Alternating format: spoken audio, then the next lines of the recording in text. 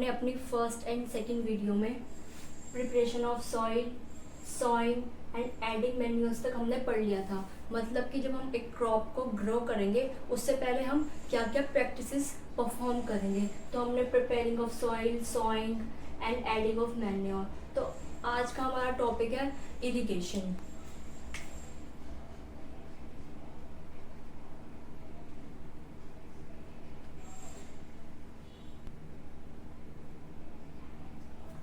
तो इरिगेशन होता क्या है? The supply of water to crop at regular interval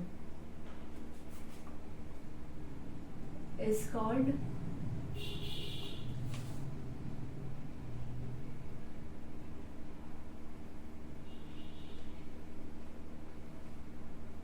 irrigation. Irrigation मतलब होता क्या है? द सप्लाई ऑफ वाटर, मतलब कि वाटर को देना क्रॉप्स को एट रेगुलर इंटरवल। रेगुलर मतलब कि लगातार, और इंटरवल्स का मतलब यहाँ पे है रेगुलर टाइम पर अगर हम उसको पानी देते रहेंगे तो इसी को प्रोसेस को कहते हैं हम इरिगेशन। अब इरिगेशन हम करते क्यों हैं? हम प्लांट्स, अगर हमने क्रॉप ग्रो कर दी उसके बाद हम उसको वाटर देते क्यों हैं? पहली बात तो इरिगेशन आते ही हमारे माइंड में वर्ड आना चाहिए वाटर, मतलब इट्स रिलेटेड टू वाटर। जैसे सॉइंग था, सॉइंग मतलब एस से सॉइंग है, तो सॉइंग रिलेटेड टू क्या हो जाएगा? सीड। हमने सॉइंग को सीड से याद करने की कोशिश की कि सॉइंग मतलब सीड, हम सीड डालेंगे क्रॉप में। ऐसे इरिगेशन मतलब कि वाटर, इसमें आ रहा है, इसमें भी आ रहा है, तो ऐसा भी अच्छा समझ सकते हैं। इसमें सॉइंग था तो एस से सीड होता है, तो हम इसको ऐसे याद कर सकते हैं। तो अब हम वाटर देते क्यों हम किसी भी क्रॉप को? क्योंकि जितने भी लिविंग बींग्स होते हैं उनको वाटर की नीड है। क्यों नीड है? ताकि उनका बेटर ग्रोथ एंड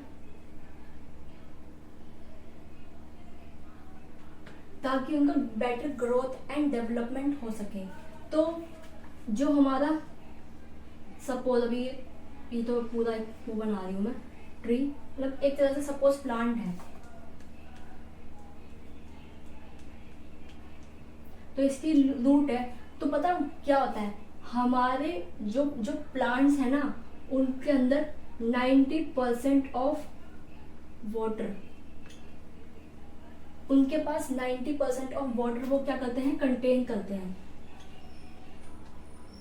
तो खुद ही बताओ कि ये कितना इम्पोर्टेंट होगा एक प्लांट को ग्रो करवाने के लिए।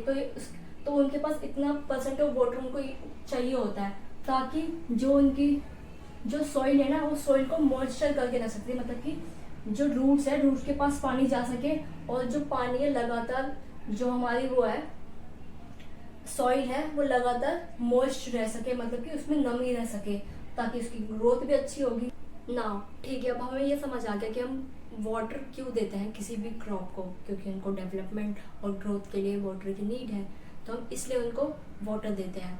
अब हम ये समझते हैं कि जो इरिगेशन है ना वो दो चीज़ पर डिपेंड करता है, ठीक है, वेरी करता है, मतलब कि टाइम एंड फ्रीक्वेंसी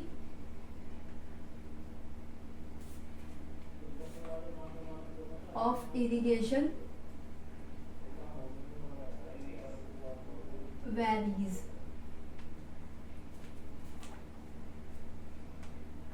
वेरीज मतलब फर्क पड़ना। वो फर्क कब पड़ेगा? जब फ्रीक्वेंसी, मतलब कि कितनी स्पीड, फ्रीक्वेंसी भी हम स्पीड से समझ सकते हैं, और दूसरा टाइम, टाइम मतलब कितने।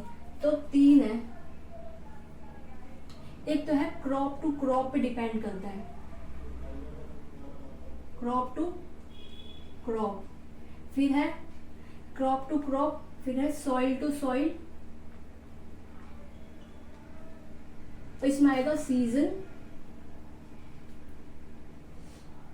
Season two season.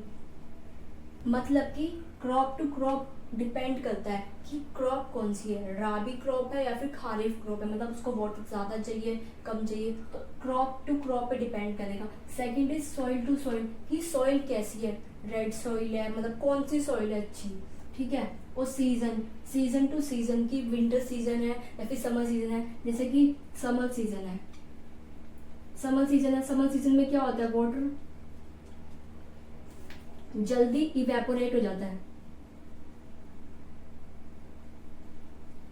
लेकिन समर सीजन में ऐसा नहीं होता।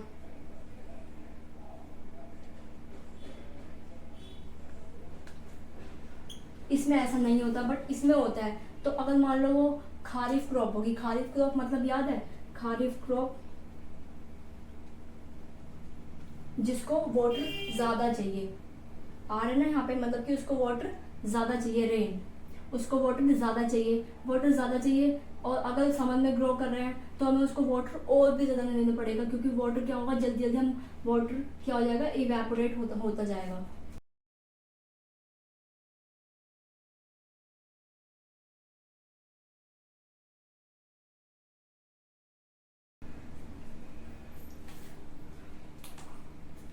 तो अब ना इरिगेशन के वो जान लेते हैं कि सोर्सेस कहाँ क्या क्या है, मतलब कि हम पानी कहाँ कहाँ से लेके आ सकते हैं।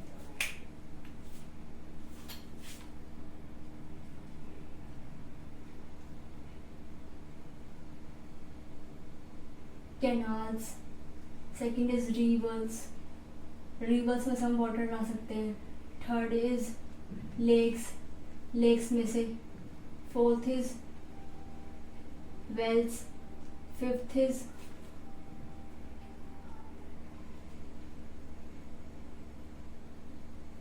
ट्यूबवेल्स, ठीक है। मतलब कि canals, river, lakes, wells, tubewells, हम यहाँ से क्या करते हैं, वाटर लेके आ सकते हैं अपने फील्ड में वाटर डालने के लिए।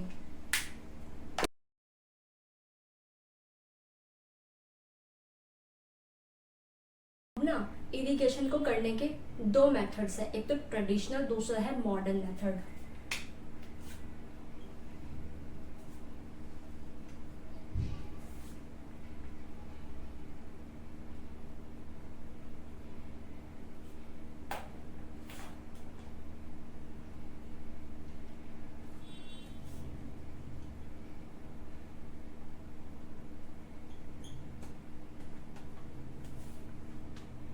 एक तो हमारा है ट्रेडिशनल मेथड, दूसरा है हमारा मॉडर्न मेथड। मतलब कि ट्रेडिशनल जो पहले हम यूज करते थे, और मॉडर्न मतलब जो हम आज इक्विपमेंट्स यूज करते हैं, जो आज की टेक्नोलॉजी के हिसाब से, वो है मॉडर्न मेथड। तो ये जो ट्रेडिशनल मेथड है ना, एक तो ये चीप होते हैं, मतलब कि सस्ते होते हैं, मतलब कि जो भी इनके इक्विपमेंट्स होते हैं या टूल्स होते हैं वो इतने महंगे नहीं होते। और इसमें क्या होता है, लेबर की हमें नीड लगती है, लेबर, ठीक है, नीड।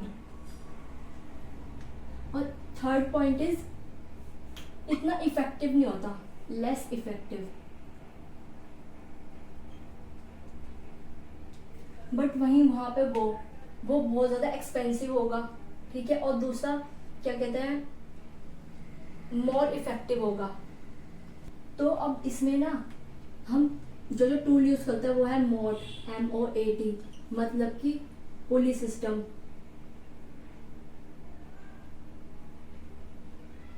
पुली सिस्टम यूज होता है इसमें। Second is chain pump. Third is ढेकली। फोर्थ इज राहत, लेवलर सिस्टम। तो इसमें ये होता है, मतलब कि ये पुली सिस्टम, मतलब कि पुली से जो हम वो नहीं तो कुएं में पानी लेते हैं, फिर धीरे धीरे वहां पे जाके पानी डालेंगे। तो ये सब क्या होता है, पहले के मेथड्स है। अब हम देखते हैं हमारा मॉडर्न मेथड्स, कि मॉडर्न मेथड्स में क्या होता है। तो मॉडर्न मेथड में ना हम टू पढ़ेंगे, एक तो है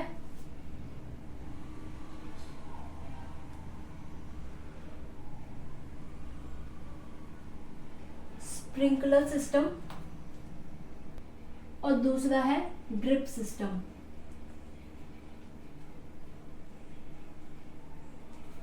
तो स्प्रिंकलर मेथड में मतलब कि इसमें स्प्रिंकलर सिस्टम में बताऊं क्या होता है।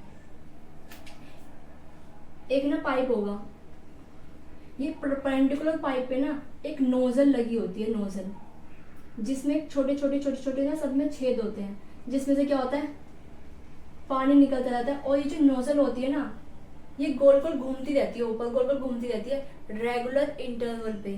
तो इसी को कहते हैं स्प्रिंकलर, मतलब कि स्प्रिंकल करना वाटर को, और रेगुलर इंटरवल पे मतलब कि 1 2 3, मतलब कि इसमें टाइम एक सेट होगा, वो रेगुलर इंटरवल्स में मतलब उस टाइम में वो क्या करती है मुंह घूमती रहेगी, जिसकी वजह से दूर दूर तो क्या हो जाएगा पानी जा पाएगा क्रॉप्स में।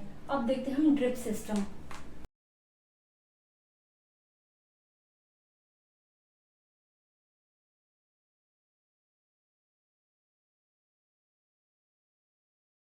अब देखते हैं ड्रिप सिस्टम क्या होता है।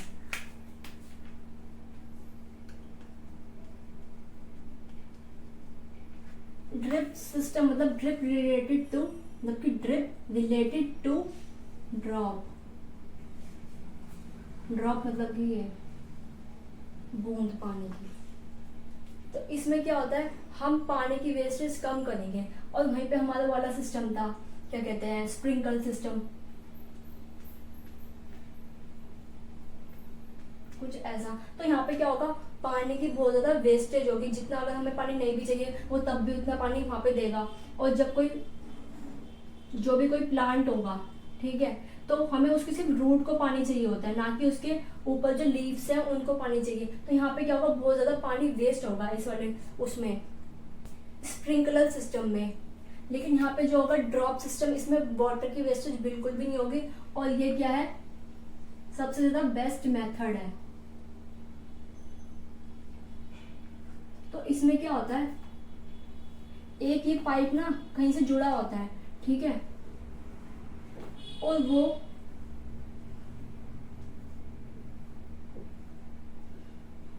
पूरे फील्ड में, मतलब पूरे फील्ड में ना ये ऐसे जैसे करके छोटे छोटे ना छोटे छोटे पाइप बिछे होते हैं, ठीक है। तो वहां पे ना छोटे छोटे से होल्स होते हैं, जिससे पानी क्या होता है धीरे धीरे ड्रॉप के उसमें जाता जाता रहता है।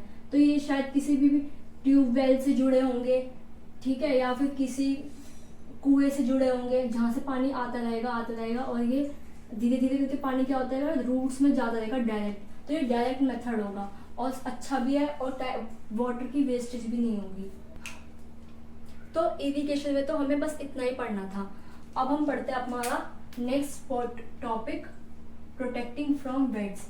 ये हमने पढ़ लिया, यही पढ़ लिया, यही पढ़ लिया, यही पढ़ लिया। अब आता है हमारा प्रोटेक्टिंग फ्रॉम वेट्स।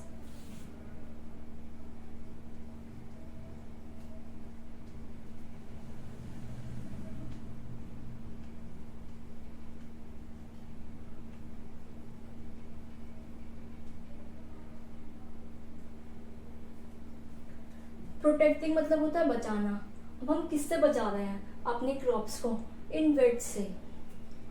तो ये वेट्स क्या होते हैं ना, वो अनवांटेड प्लांट्स कह सकते हैं, जो उनकी साइड में क्या होते हैं ग्रो होने लग जाते हैं साथ ही साथ। तो ये जो हमारे वेट्स होते हैं ना, ये अनडिजायरेबल प्लांट्स होते हैं।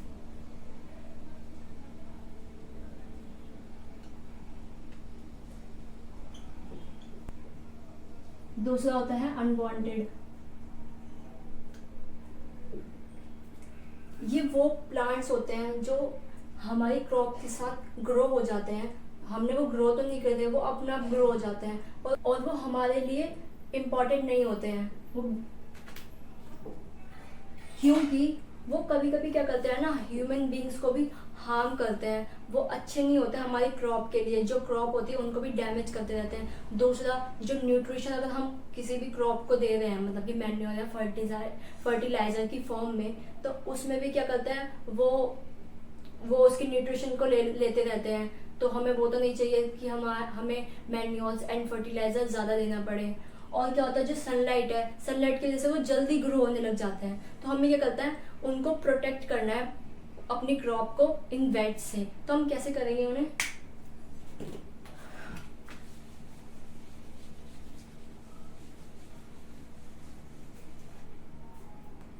अब जो ये वेट्स होते हैं ना, इनमें कुछ अमाउंट ऑफ पॉइजनस होता है जो कि एनिमल्स के लिए भी और ह्यूमन बींग्स के लिए भी अच्छा नहीं है। हमें कोई डिजीज हो सकती है, सीरियस डिजीज वो भी, और हमें हार्मफुल है हमारे लिए।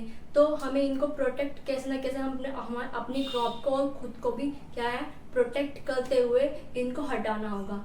तो हम इसको दो तरीके से कर सकते हैं, या तो मैनुअली या फिर हम केमिकल्स का यूज कर सकते हैं। तो मैनुअली हम करेंगे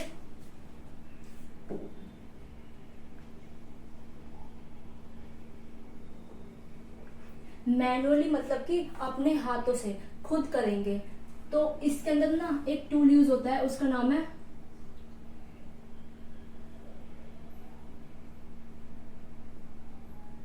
ये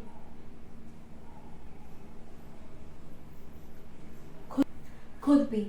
तो हमारे चैप्टर के स्टार्टिंग में पूछा हुआ है कि हम खुरपी का यूज कहाँ करते हैं, और स्टिकल का, प्लग का, ये सब हम कहाँ यूज करते हैं टूल। तो खुरपी यहीं पे यूज होती है वेट्स को कट करने में, मतलब कि हम वेट्स को ना वहां से ऐसे करके प्लग कर सकते हैं विद द हेल्प ऑफ खुरपी। लेकिन मैनुअली करना अब बहुत ज्यादा बड़ी फील्ड है। अगर छोटे मोटे वर्क है, छोटा मोटा है, तो हम उसको कर सकते हैं, मतलब हमें रेगुलरली करना होगा, क्योंकि वो क्या होते हैं वो ग्रो, हम उसे उखाड़ भी देंगे फिर से वो ग्रो हो जाएंगे, हम उखाड़ देंगे फिर से ग्रो हो जाएंगे, तो कोई फायदा नहीं है वैसे इसका करने का, और हमें बार बार करते रहना पड़ेगा।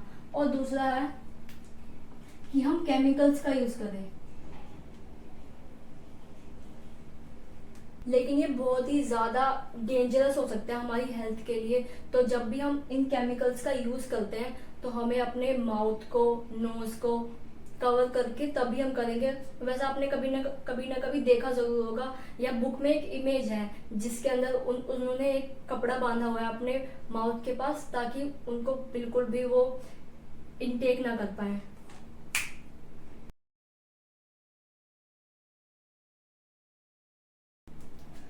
तो अब जो ये केमिकल्स होते हैं ना, इनको कहते हैं वेडिसाइड्स। तो इसका एग्जाम्पल है 2,4-D। हम क्या करते हैं, इस केमिकल को हम उस बोतल में डालेंगे और क्या करेंगे, उसको स्प्रे करते हैं। और हाँ, जब हम इस प्रोसेस को कर रहे होते हैं, मतलब कि जब हम रिमूवल कर रहे होते हैं, तो इस प्रोसेस को कहते हैं, जब हम रिमूवल ऑफ वेट्स कर रहे होते हैं ना, तो इस प्रोसेस को कहते हैं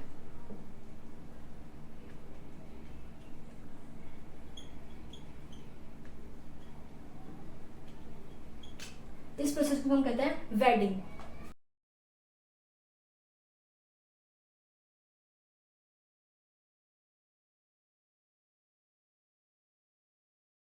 अब हम आते हैं अपने नेक्स्ट स्टेप पर, हार्वेस्टिंग, कि हम अपने क्रॉप को हार्वेस्ट कैसे करेंगे जब वो मैच्योर हो जाएगी हमारी क्रॉप, मतलब कि हमारी क्रॉप बड़ी हो जाएगी।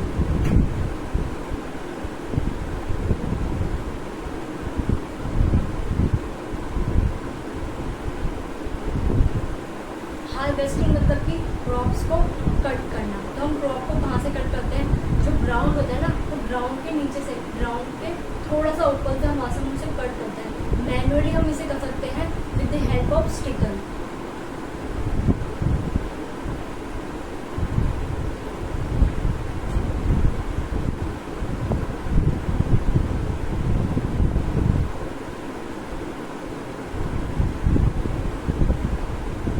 तो ये कुछ ऐसी होती है दराती जिससे हम काटते हैं। इसमें ना एक बात समझने की है, जब हम किसी भी क्रॉप को हार्वेस्ट करते हैं ना, उसके बाद ना उसमें से कुछ वेस्ट भी निकलता है, जैसे गेहूं हो गया, तो गेहूं का ना कुछ ऐसा होता है, तो उसके अंदर यहाँ पे होता है हमारा वो गेहूं। तो जो बाहर का जो ये सब्सटेंस है ना, ये हमारा वेस्ट होता है। तो वेस्ट क्या होता है, ये वेस्ट मतलब भूसा होता है एक तरह से। तो इसको इंग्लिश में कहते हैं हम ग्रेन एंड शाफ्ट।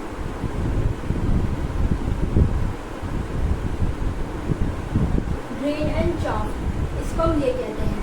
तो एक हमने मैनुअली मेथड तो देख लिया कि हम मैनुअली हम उसे कट कर सकते हैं। दूसरा होता है हम उसको मशीन की हेल्प से कर सकते हैं। मशीन का नाम है कंबाइंड मशीन, जिसके अंदर हम उसको हार्वेस्ट भी कर सकते हैं। और दूसरा थ्रेशिंग, जब हम इसको ग्रेन एंड शाफ्ट को सेपरेट कर रहे होते हैं अपनी ग्रेन में से, तो इसी प्रोसेस को कहते हैं थ्रेशिंग। तो जो मशीन्स होती है कंबाइंड मशीन, वो दोनों कर देती है, विनोइंग।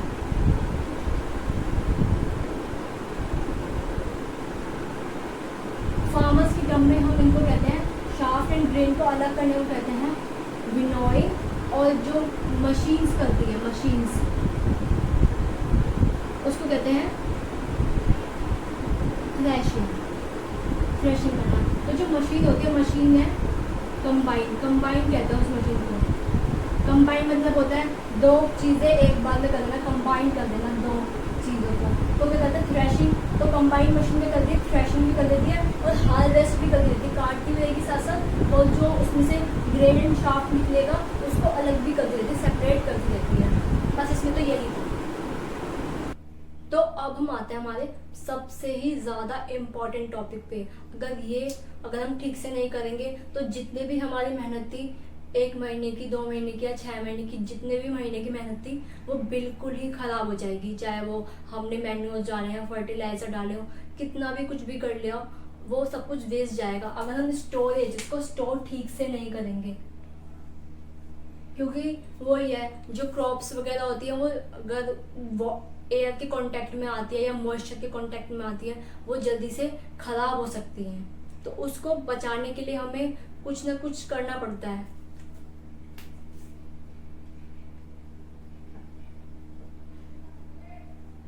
तो अब जो हार्वेस्टेड क्रॉप होती है ना, हमें उन्हें बहुत ज़्यादा टाइम के लिए, मतलब कि लॉन्ग पीरियड ऑफ टाइम के लिए स्टोर करके रखना होता है, या फिर हम कहें कि कैप्ट करके रखना होता है।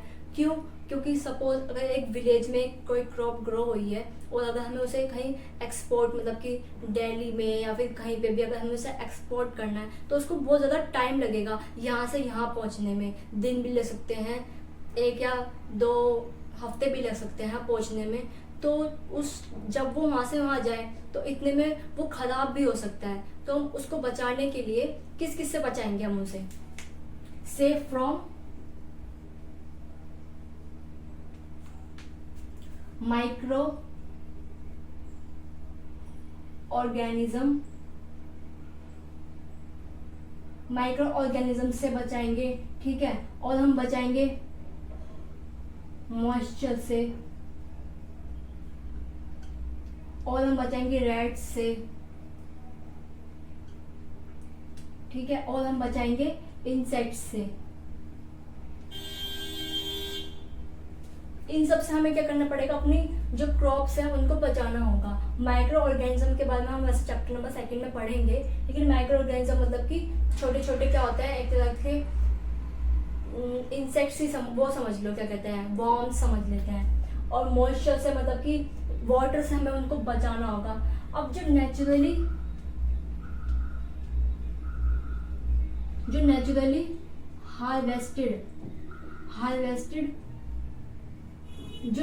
हार्वेस्टेड क्रॉप्स होते हैं ना, उनमें ऑलरेडी कुछ अमाउंट ऑफ मॉइस्चर होता है, क्योंकि वो फ्रेश है तो उनमें थोड़ा बहुत मॉइस्चर जरूर होता है। तो हमें पहले जब हम उसे स्टोर कर रहे हैं ना, स्टोर करने से पहले हमें उनको प्रॉपर्ली ड्राई करना होगा, मतलब कि हम उसे कहीं भी सनलाइट में सुखा देंगे या उनको ड्राई करना होगा कैसे भी।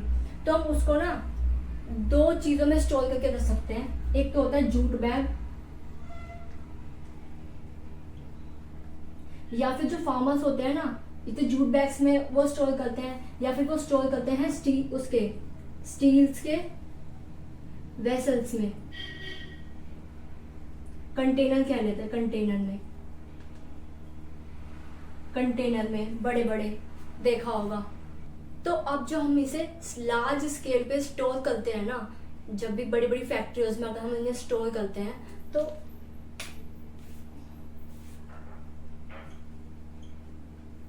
लार्ज स्केल पर स्टोर करने के लिए हम इन्हें साइलोस एंड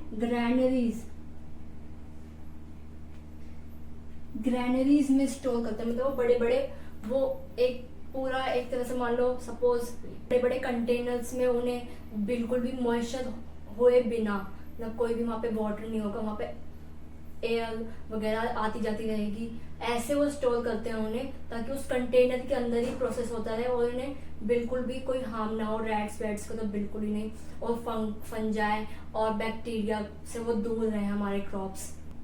आपने ना कहीं ज़रूर नोटिस किया होगा कि हम घरों में ड्राई लीव्स का यूज़ करते हैं, नीम की लीव्स का, ताकि वो ड्राई रहे। मतलब कि अगर वीट है हमारे घर में बहुत सारा, तो हम उसको स्टोर करने के लिए मेटेलिक वेसल में, तो हम उसके अंदर ड्राई लीव्स डालते हैं ताकि वो ड्राई रहे। लेकिन लार्ज स्केल पर अगर हम उसे स्टोर कर रहे हैं तो हमें कुछ ना कुछ केमिकल ट्रीटमेंट्स वगैरह इस्तेमाल करने होते हैं।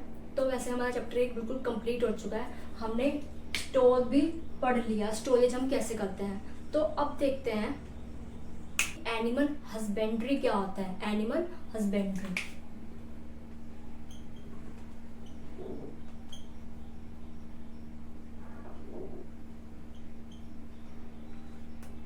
तो जो प्लांट्स हैं या फिर क्रॉप्स हैं, हम उन्हें क्या करते हैं, उनका ख्याल रखते हैं, टेक केयर करते हैं उनको वाटर पहुंचाते हैं, उनको वाटर देते हैं, ठीक है। लेकिन जो एनिमल्स है, अगर हम उन्हें प्रॉपर शेल्टर प्रोवाइड कराएं, फूड प्रोवाइड कराएं और उनकी टेक केयर करें, इसी को कहते हैं एनिमल हस्बेंड्री।